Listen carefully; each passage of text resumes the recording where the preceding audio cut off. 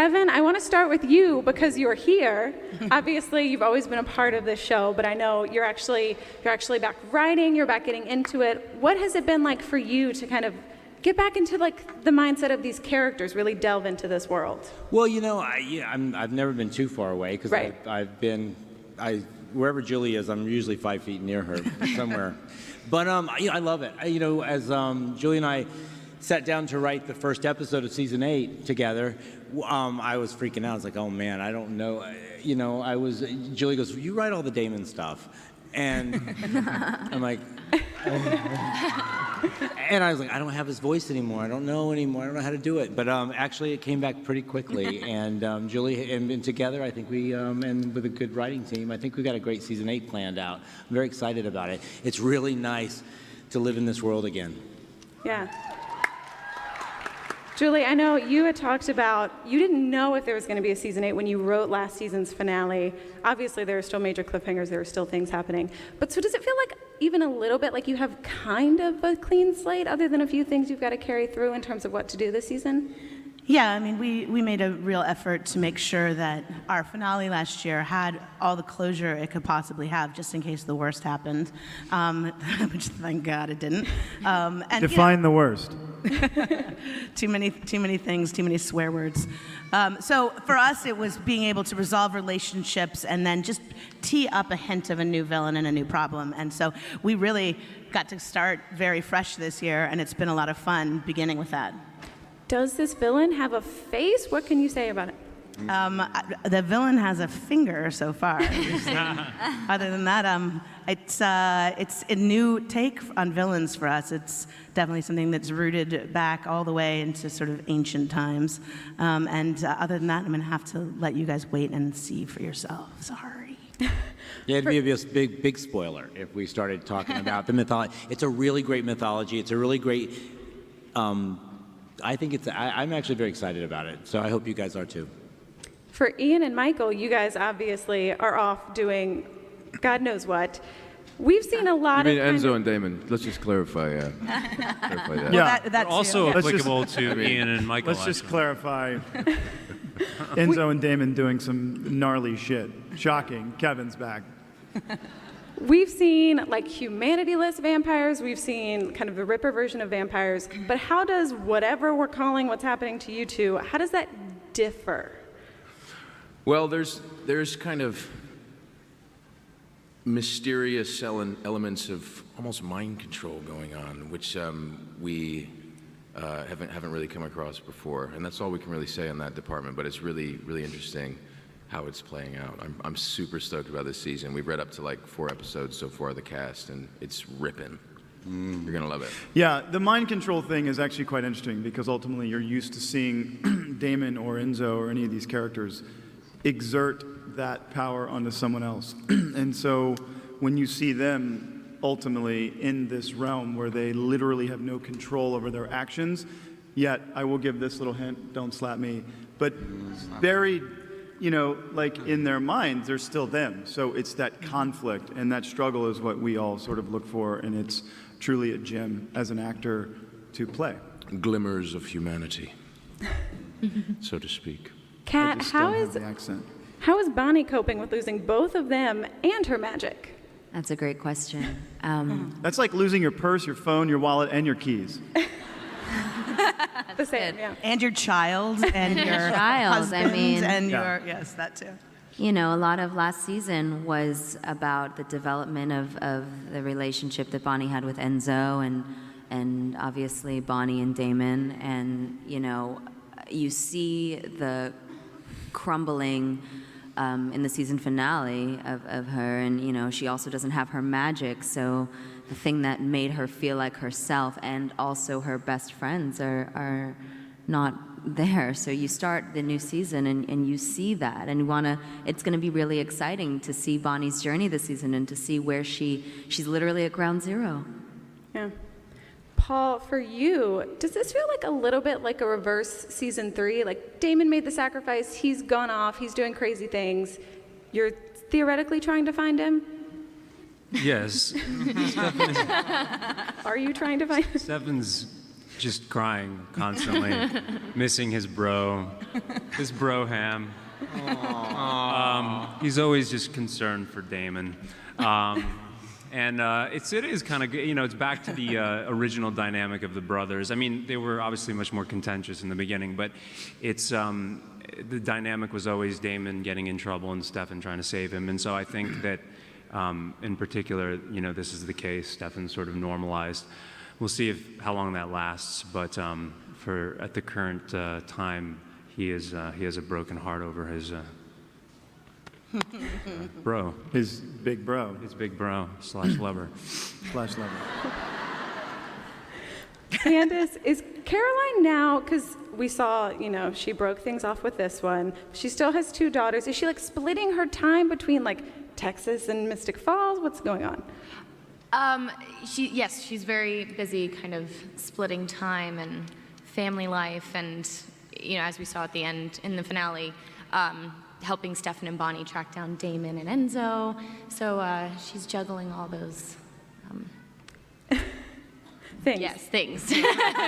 Balls. Balls. Yes. Yeah. So sorry.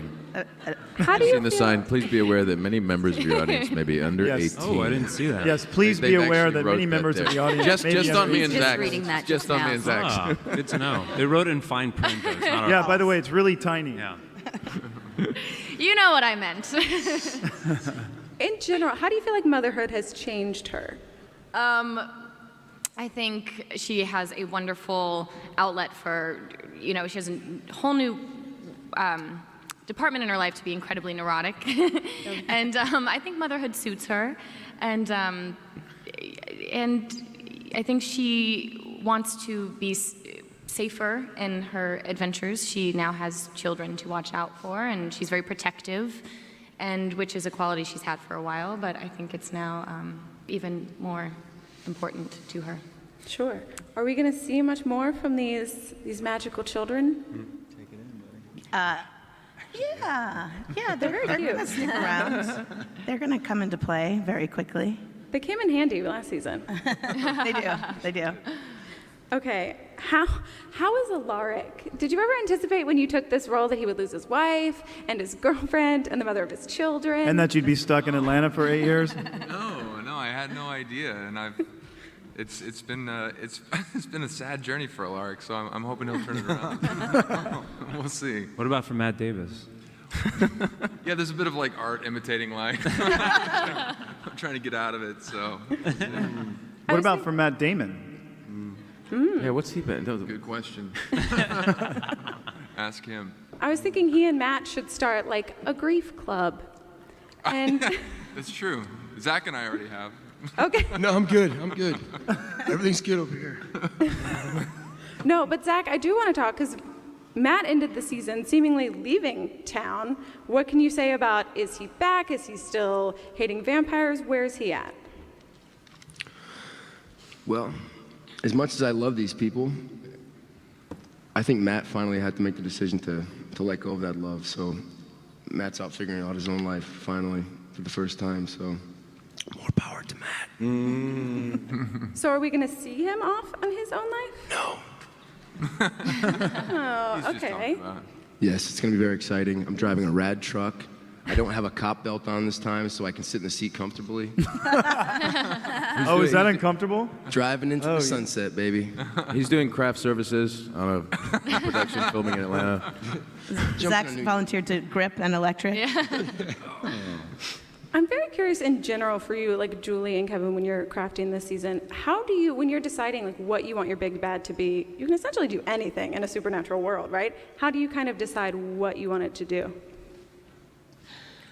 Well, I can only speak to, like, if you look at the 8 seasons of the show, and you look at, well, first we have, the vampire comes in, Damon. I mean, first it's Stefan. Is he a vampire or not? I don't know, but I really love him. So she falls in love with him. Then comes the brother. He's bad. He's really evil, and so he's big and bad and awful, and he wants, to get these vampires out of a tomb and save Catherine, and then wait, Damon's not so bad. It's Catherine. She's the bad. Now, Catherine's bad, but is Catherine really bad? No, Catherine's not bad. Klaus is bad. Klaus is the really bad. But is Klaus really bad? No, he's a hybrid. He's the black sheep of the family. It's the original family that's bad. And it goes on, and you just keep, you build your mythology. And that's what I like about this season, because we're at season 8. What could that mythology be? What has yet to happen in Mystic Falls? Well, you're about to find out. And we're all up here just trying not to spoil it, but there is this really great thing that's about to happen with, and there's this final bad. And we've got this sort of great season 8 plan. I think it's a very evil bad.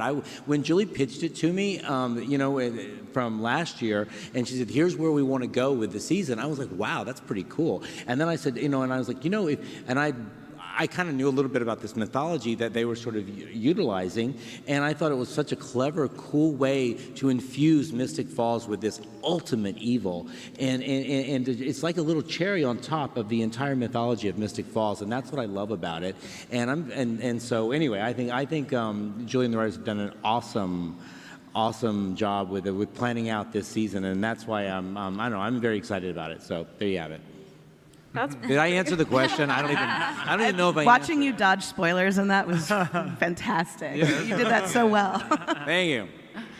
I do want to take it back just briefly for Paul and Ian. The scene in season 7 where the brothers have the phone call conversation. 7 years in the making, they finally hashed this out. For you all, was it more difficult that it was over the phone as opposed to in person? You couldn't see each other. Did you enjoy that aspect of it? You're talking about He's in the snow. Snowstorm? I was in the motel room, right? No, you're in the snowstorm. No, you were in the snowstorm. Oh, this big snowstorm. Remember when I was in the car? Yeah, that was great. Yeah. That was a really, really well We were written. great. Julie directed the shit out of that episode. that's it was right. pretty incredible. That's right. And this guy was so dialed in. We loved that script so much. That script both was Ian incredible. And I. By the way, and mind you, well, What? you were outside in all that yeah. stuff, and the snow is fake, and you know the snow is fake, and yet you're still freezing. Yeah. It's a really bizarre thing. Psychologically, it does. And I had just come off of directing my episode, so I was a total wackadoodle. And then all of a sudden, the next day, I'm on set with Julie, and I'm reading behind the monitors. I have 2 earpieces on, and I'm working with Paul, reading the stuff. And watching him crawl through that snow and go through this emotional journey was cool. But the stuff in the car, it was kind of cool that we weren't together. You guys showed up for each other, though. That was the nice thing. I was just going to say, We read for each other. We were there interesting. together, yeah. You did 22 episodes for 7 years, and it's like we always try to give it our all, but sometimes a scene comes in or a script comes in that you're just like, I can't help. I don't care how I'm feeling. I can't help but like really put 100% of my effort into this. And for some reason, that scene, even though Ian and I have done thousands of scenes together, Literally. hundreds, we both just cared about it so much. But it was a payoff for not screw you guys, okay? It was a payoff for these brothers, I think. It was like a cool moment, and thanks for. Yeah, thanks for Hey, writing. Neil Reynolds wrote that. Yeah, and he Neil- nailed it. Yeah. Neil crushed it. Yeah, Writers in the house. yeah, Neil crushed it. Yeah, you were really good in that. Bud. Oh, well, thanks. So were you. For Kat and Michael, you guys, your relationship was a beautiful